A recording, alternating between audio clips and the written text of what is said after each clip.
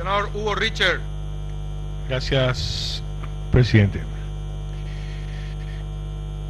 En pocos días vamos a tener, se van a cumplir el primer año de la gestión del gobierno del presidente Cartes. No creo que podamos hacer un balance en una instancia como esta, más allá de algunas observaciones sobre los aspectos seguramente más centrales de una gestión de gobierno. Hemos visto al propio presidente de la República y hemos también escuchado a otros altos funcionarios del gobierno del señor Cartes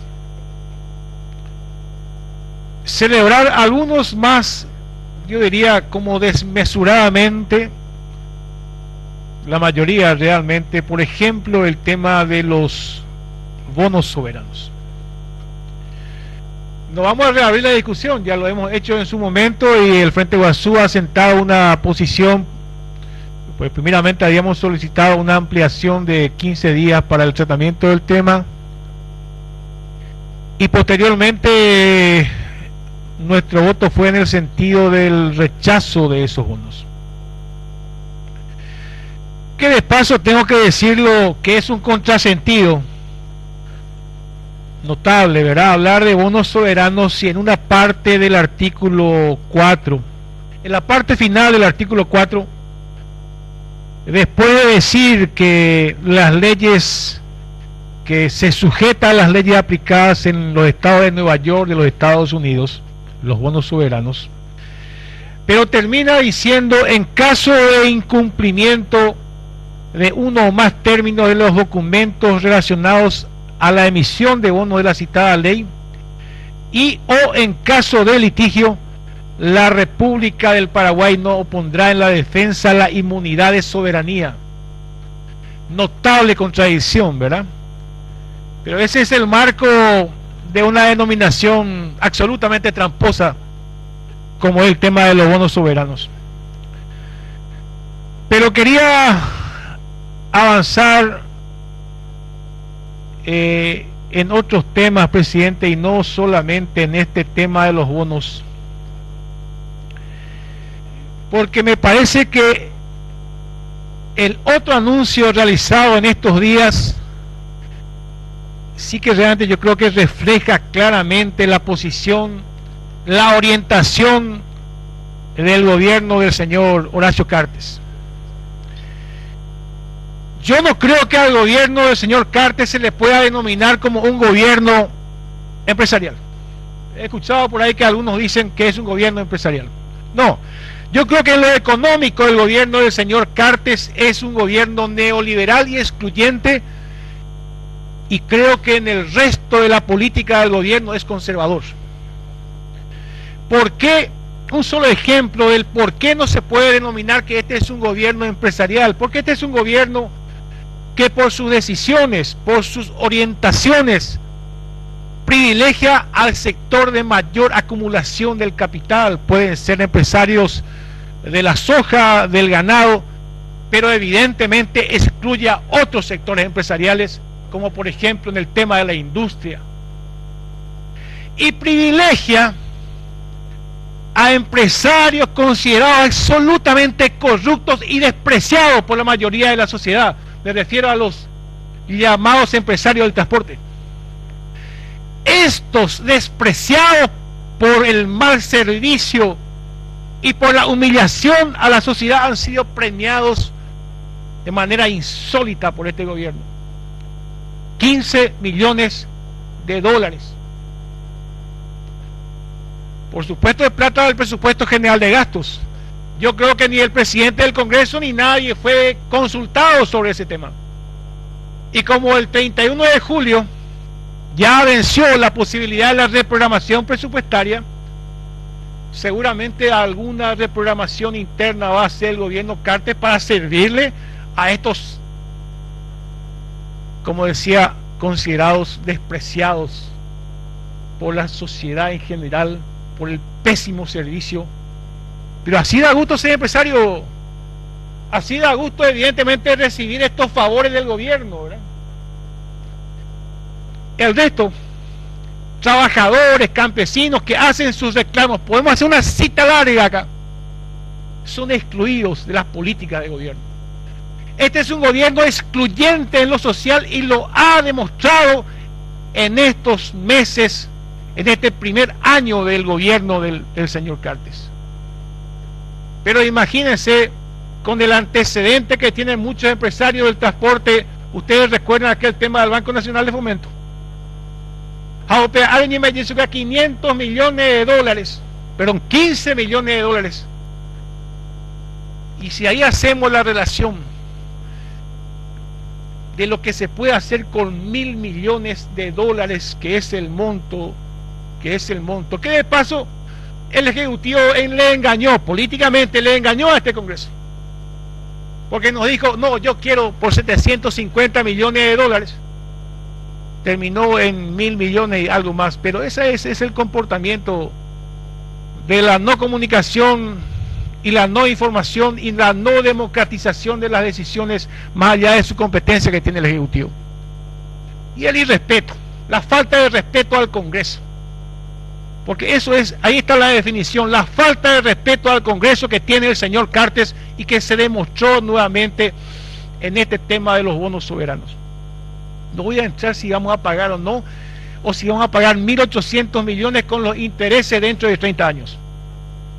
Pero cuántas cosas se podían haber hecho evidentemente con estos 1.000 millones de dólares. Y vuelvo al tema del problema estructural del Paraguay. Porque si esta inversión estuviera orientada, además de obras públicas, por ejemplo,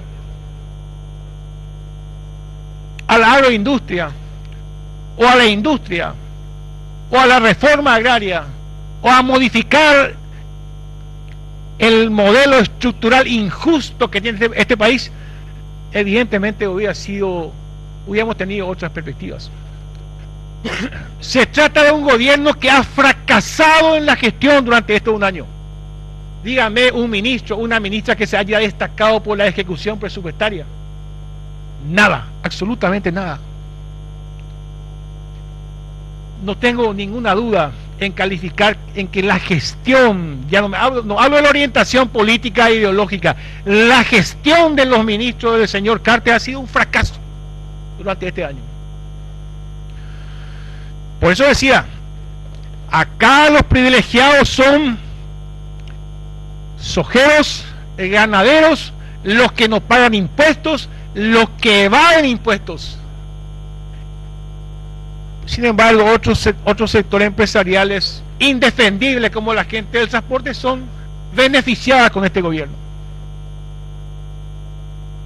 Si este gobierno no encara reformas tributarias importantes, yo creo que ahí estaría la clave para saber si realmente es sostenible o no asumir la deuda en los próximos 30 años. Porque ¿qué es lo que hace el señor Cartes? Y el señor Cartes lo que hace es financiar su gobierno, dejando una deuda a las próximas generaciones, pero principalmente a los futuros 5 gobiernos. 5 gobiernos van a tener que pasar asumiendo el costo del financiamiento del gobierno del señor Cartes, sin que el señor Cartes, el gobierno del señor Cartes en un año haya demostrado realmente una capacidad de gestión. Espero que el ahorro y la austeridad que se plantea en la función pública no sea solamente en el nivel en que se plantea. Espero que el ahorro y la austeridad se plantee también y se formulen las críticas cuando hablamos de estos 15 millones de dólares para los empresarios del transporte. ¿O por qué directamente el Estado no entra como accionista? ¿Por qué no entra como accionista? ¿Por qué le regalamos 15 millones de dólares? ¿O por qué no nos planteamos la nacionalización del transporte? Pero regalar 15 millones de dólares a mucha gente que desconfiamos plenamente de su conducta, realmente es una bofetada al pueblo paraguayo, incluso una bofetada a todos quienes han tenido una expectativa con el gobierno del señor Cartes. Porque finalmente, simplemente hay que preguntarse qué dice la gente. ¿Qué dice la gente del gobierno Cartes? No qué decimos nosotros Conste que el señor Cartes ha tenido una cobertura muy favorable en cuanto a la crítica de la prensa empresarial. Ha tenido evidentemente hasta esto un año una muy favorable actitud de estos sectores ante un gobierno que no ha logrado evidentemente llegar a los intereses y la expectativa de la gente, pero esto seguramente se va a acabar en algún momento, ¿verdad?